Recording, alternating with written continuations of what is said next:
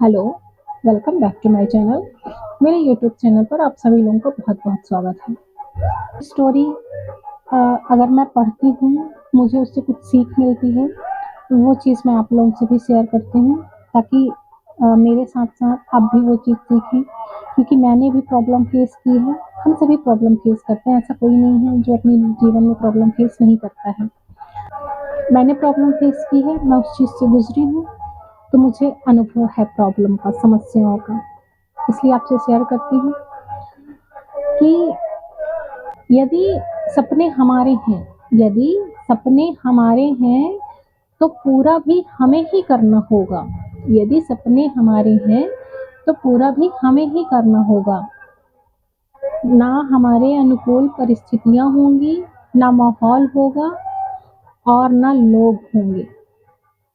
इसलिए अपने सपनों को पूरा करने की जिद में अड़ जाइए और अपने सपनों को पूरा कीजिए। परिस्थितियाँ कभी किसी के अनुकूल नहीं हुई हैं।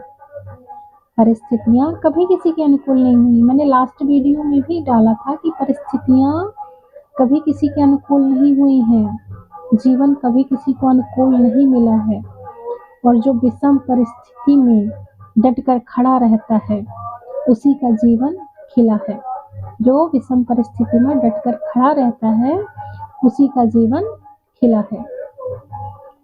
उसी ने इतिहास रचा है। इसके बहुत सारे एग्जाम्पल हैं। आपने पलाश का फूल जो कविता थी उसे बचपन में पढ़ा है ना कि वो कितनी तपती गर्मी में पलाश का फूल खिलता है और कितना प्यारा लगता है। आपने देखा कभी पिंकिश एंड रेडिश कलर का होता है, वो कितना खूबसूरत दिखता है और उस वक्त वो कितनी गर्मी और कितनी तपन सह रहा होता है। लेकिन देखिए यहाँ पे हमें पलाश के फूल की जो कविता थी बचपन में पढ़ाई गई थी, वो इसीलिए पढ़ाई गई थी। बचपन में इसीलिए हमें इन चीज़ों से अवगत करा दिया जाता है कि हम अपने माइंडसेट को मजबूत कर लें। जो हमारा जीवन होगा, आगामी जीवन होगा, जो हमारा भविष्य होगा, वो बहुत कठिन, मतलब मेरे कहने का मतलब समझ रहे हैं ना, संघर्षों से गुजरता है जीवन। इसीलिए पलाश की कविता में बचपन में देखिए जो जिसने बुक बनाई थी ना, जिसने सिलेबस डिसाइड किया रहा होगा, उसने पलाश की कविता इसीलिए डाल दी थी। उसे पता था बुक बनाने वाले को कि लाइफ में स्ट्रगल आते हैं, उन्होंने फेस किए होंगे, इसीलिए उन्होंने बचपन में ही हमारी किताब में पलाश की कविता डाल दी थी कि पलाश के फूल कैसे विषम परिस्थितियों में खिलते हैं, पलते हैं, बड़े होते हैं, ताकि हम बचपन से ही स्ट्रॉन्ग माइंडसेट बना लें अपना आने वाली परिस्थितियों से लड़ने के लिए। पलाश के फूल की जो कविता थी सिर्फ और सिर्फ इसीलिए डाली गई थी।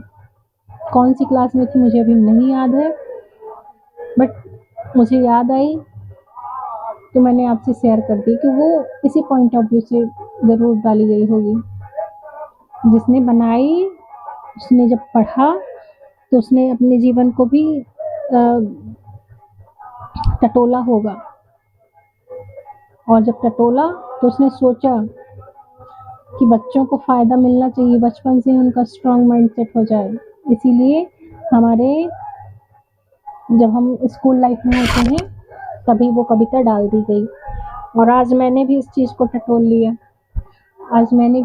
टटोल लिया कि वो कविता जो पलाश वाली थी कि पलाश विषम परिस्थितियों में खिलता है, फूलता है और अपना इतिहास रचता है, अपना विकास करता है, वो चीज़ हम सबको सीखने की आवश्यकता है पलाश के फूल से कि कैसे वो विषम परिस्थिति में इतनी धूप में, इतनी चलचलाती धूप रहती है, उसमें खिलकर वो एक नया जीवन जीता है।